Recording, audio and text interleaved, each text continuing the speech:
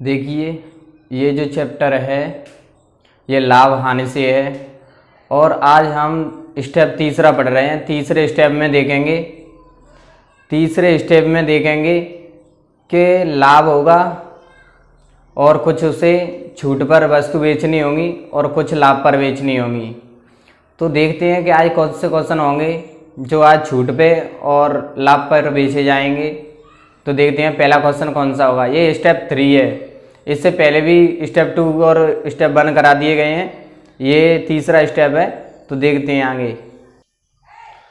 देखिए, ये जो आपका पहला क्वेश्चन है इसमें छूट पर बेचना चाहता है। जो उस पर कुछ वस्तु हैं, दुकानदार पे वस्तु पंखा है और पंखे को देखो वो छूट पर बेचना चाहता है। तो देखो कैसे बेचेगा।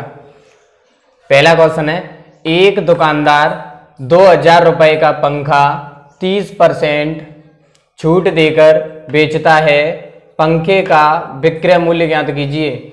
यानी पंखे का विक्रय मूल्य बताना है कि विक्रय मूल्य यानी पंखा बेचेगा कितने में। यदि हम 30% छूट दे दें 2000 रुपये पर, तो देखिए 2000 रुपये पर अगर हम किसी को छूट देंगे तो पहले तो जो हमने खरीदा था पंखा वो पूरा 100% पर खरीदा था। कितने पे खरीदा? 100% पे खरीदा। कितने का? 2000 रुपये का। अब 2000 रुपये का खरीदा, अब पंखे पर हम कितने छूट दे रहे हैं? 30% छूट। अब देखो 30% छूट दे रहे हैं तो देखो पंखा कितने रुपए में बिकेगा। यानी 100% पे खरीदा, 30% की छूट देंगे तो कितने पे बिकेगा? 70% पे। अब देखिए 70% पे बिकेगा तो 70% यानी 100% इतने के बराबर है। तो 70% कितने के बराबर होगा? तो 2000 बट्टे 100 इंटू 70। 2 जीरो से 2 जीरो, 7 दूना 14, 1 जीरो और 1 जीरो। यानी 70% जो आपका निकल के आया वो 1400 रुपये निकल के आया। कितना निकल के आया? 1400 रुपये। यानी वो पंखा 1400 रुपये बेचना होगा। विक्रय मूल्य यानी यही आपका विक्रय मूल्य, यानी 1400 रुपये का हमें पंखा बेचना पड़ेगा। जब हम पंखा 1400 रुपये का बेचेंगे तो 30% उसे छूट दे के दे देंगे। यानी 100% हमने 2000 रुपये का खरीदा और 30% छूट दे रहे हैं तो वो 70% पे बिकेगा। कितने पे बिकेगा? 70% पे। जो 70% पे बिकेगा तो पंखा 1400 रुपये का बिकेगा। यही आपका पहला क्वेश्चन है। चलो अगला दूसरा क्वेश्चन देखते हैं। दूसरा क्वेश्चन छूट का कौन सा होगा। देखिए दूसरा क्वेश्चन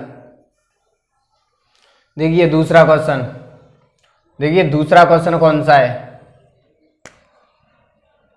क्वेश्चन नंबर 2 में कह रहा है, एक विक्रेता 50 रुपए की किताब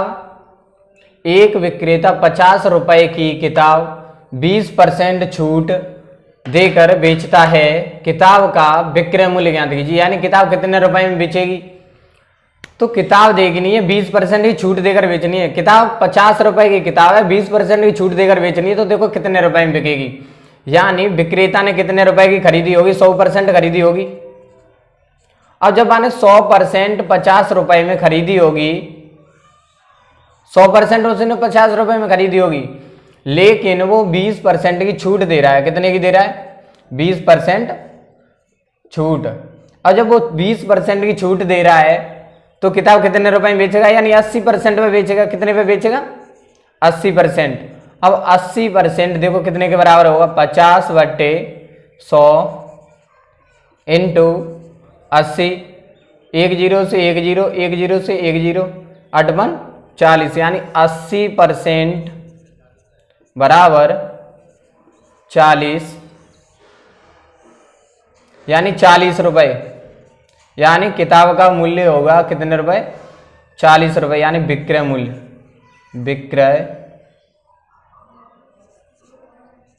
मूल्य।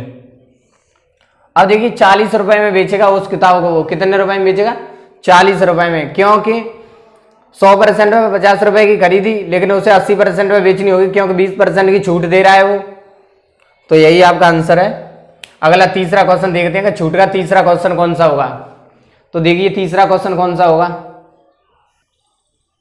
देखिए क्वेश्चन नंबर 3, क्वेश्चन नंबर 3 में कह रहा है एक व्यक्ति 50,000 रुपए की मोटरसाइकिल 35% छूट देकर बेचता है, मोटरसाइकिल का विक्रय मूल्य ज्ञात कीजिए।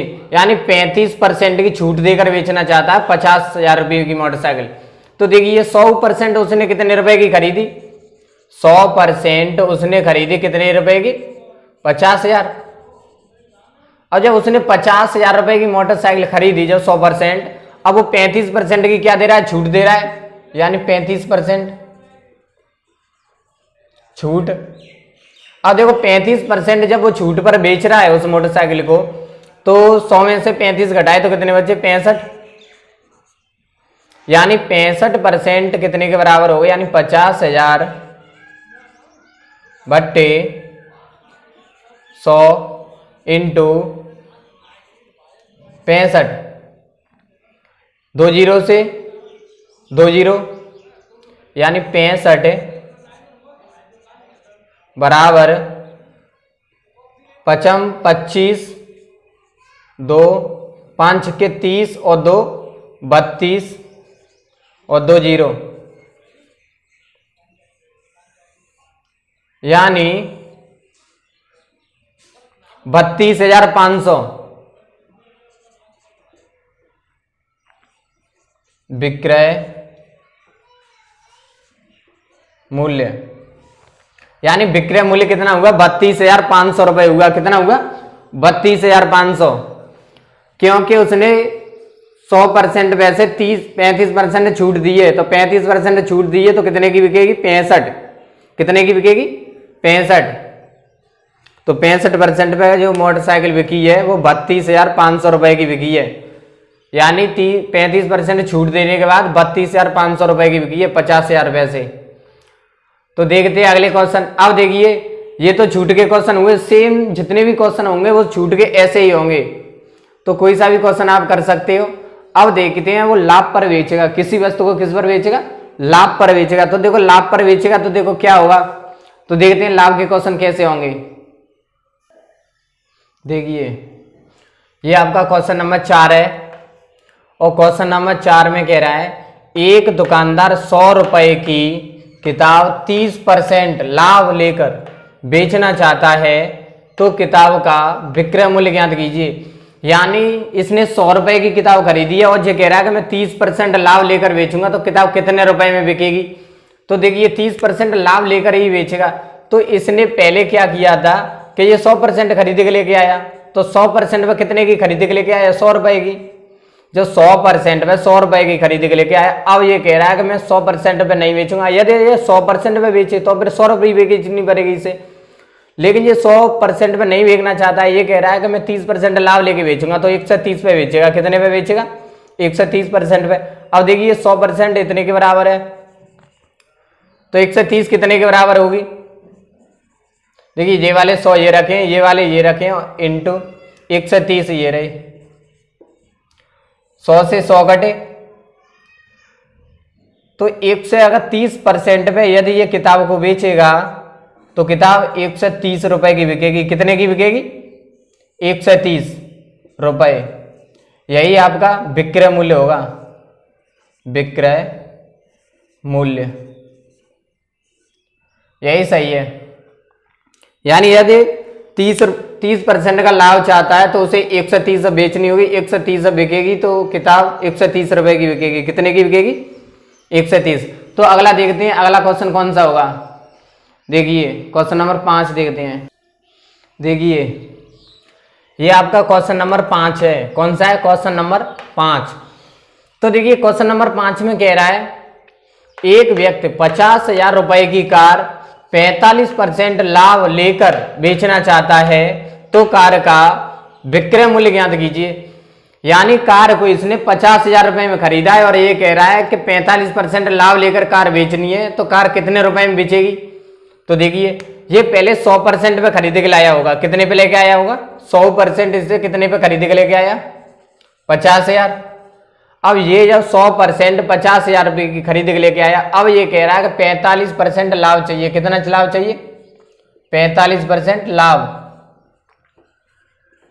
अब इसे 45% जब लाभ चाहिए तो कार कितने में बिकनी होगी, तो देखिए 145% बराबर 50,000 बट्टे 100 इंटू 145, यानी ये वाले देखो ये रखें, ये वाले ये 2 जीरो से 2 जीरो, यानी 45, यानी 145% बराबर 25 हासिल 2, 5 20 और 2 22 हासिल 2, 5 5 5 और 2 7 और 2 जीरो, यानी आपकी जो कार है का है वो बिकेगी, यानी 145% कितने पर बिकेगी, 72,500। यानी कार को 72,500 रुपए में बेचने पर 45% की लाभ होगा। कितने का, 45%। ये आपका विक्रय मूल्य है। क्या है, विक्रय मूल्य। तो देखिए यही है विक्रय मूल्य। सेम ऐसे ही क्वेश्चन निकाले जाते हैं। कोई से क्वेश्चन हो, यदि आपको लाभ चाहिए तो कुछ नहीं 100% के बराबर मान लो, और जितना लाभ लेना चाहता है 45% रख दो किसी भी मूल्य पर, तुरंत आपका निकल के आएगा। यदि हमें लाभ देखना है कि लाभ कितने का होगा, तो 50,000 रुपये 72,500 में से घटा दीजिए तो अपने आप पता पड़ जाएगा कि लाभ कितने रुपए का आएगा। तो अगला क्वेश्चन देखते हैं, छठवां क्वेश्चन कौन सा होगा। देखिए ये वाला क्वेश्चन है, क्वेश्चन नंबर 6।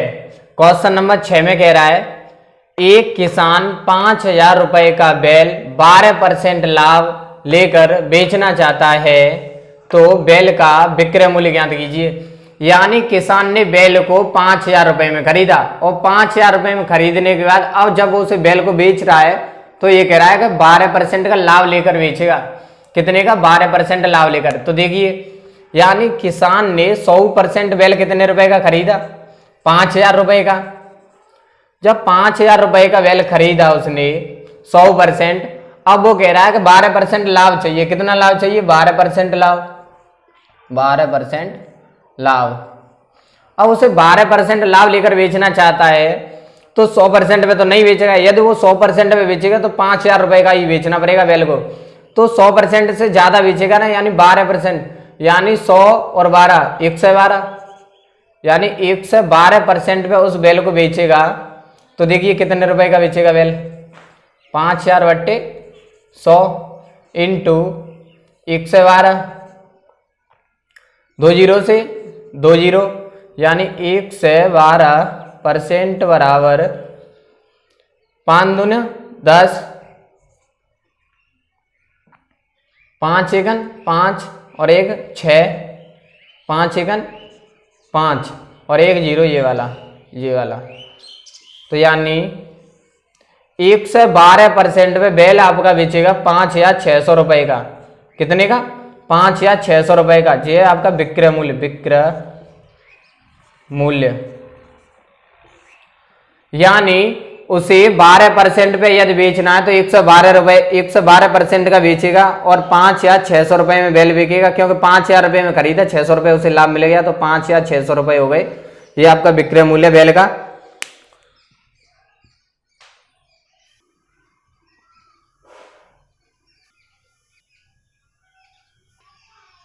देखिए तो जो आज छूट पर कुछ क्वेश्चन कराए गए और कुछ लाभ लेकर भी कराए गए, तो मुझे लगता है आपके समझ में आया होगा।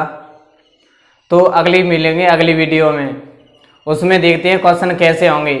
यानी अभी तक 3 स्टेप करा दिए गए हैं, तीनों स्टेपों को देखें, उसमें समझें सवाल को, और फिर लास्ट में जाकर एक टेस्ट होगा, उस टेस्ट को आपको देना होगा। तो कल देखेंगे कि वीडियो में, अगली वीडियो में कैसे क्वेश्चन होंगे। आज के लिए इतना ही काफ़ी है।